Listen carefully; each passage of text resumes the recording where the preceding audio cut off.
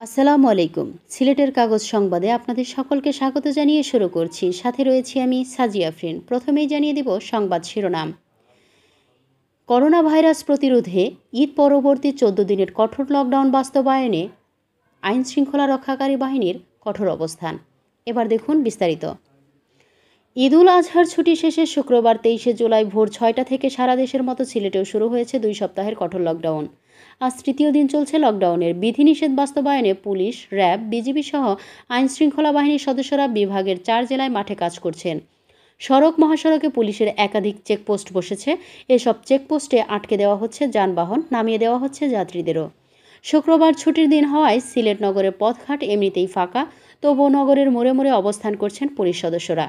Bandarbazar, city point, Zindabazar, Amberkhana, Tilaghar point, Sharma gate, Humayun Chattar সহ বিভিন্ন পয়েন্টে পয়েন্টে চেকপোস্ট বসিয়ে যানবাহনও নিয়ন্ত্রণ করা হচ্ছে, পরীক্ষা করা হচ্ছে কাগজপত্রাদি।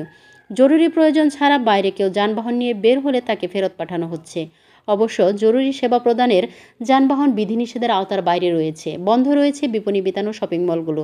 তবে জরুরি সেবা প্রদানের জন্য ঔষধ এবং কাঁচা বাজার খোলা থাকলেও ক্রেতা সমাগম একদমই নেই। যান্ত্রিক যানবাহন চলাচল না করলেও সকাল থেকে দুপুর পর্যন্ত নগরে হাতে গোনা কয়েকটি রিকশা চলাচল করতে দেখা গেছে।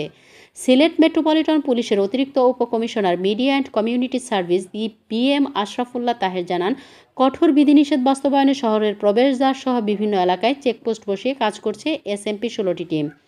জরুরি সেবা ব্যতীত শহরে অন্য কোনো যানবাহনই প্রবেশ করতে দেওয়া হচ্ছে না। এর বাইরে নগর জুড়ে একাধিক পেট্রোল টিমও দায়িত্ব পালন করছে।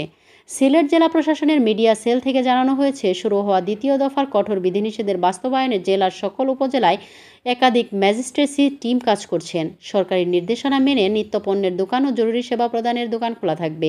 তবে নির্দেশনা অমান্যকারীদের বিরুদ্ধে ভ্রাম্যমাণ আদালতের মাধ্যমে তাৎক্ষণিক জরিমানা, জেল প্রদান করা হবে। শহরের রাস্তায় মাঝে মাঝে ছোট ছোট যানবাহন চলাচল করতে দেখা গেছে। গ্রামে লোকজন ঘর থেকে বের হয়ে স্বাভাবিক চলাচল করছেন, কিন্তু শহরে লোকজন ঘর থেকে বের হলেও প্রশাসনের উপস্থিতি টের পেলেই দ্রুত সরে যাচ্ছেন। ঢাকা সিলেট মহাসড়কে হাইওয়ে পুলিশ কঠোর অবস্থানে থাকায় বড় কোনো যানবাহন চলাচল করতে দেখা যায়নি।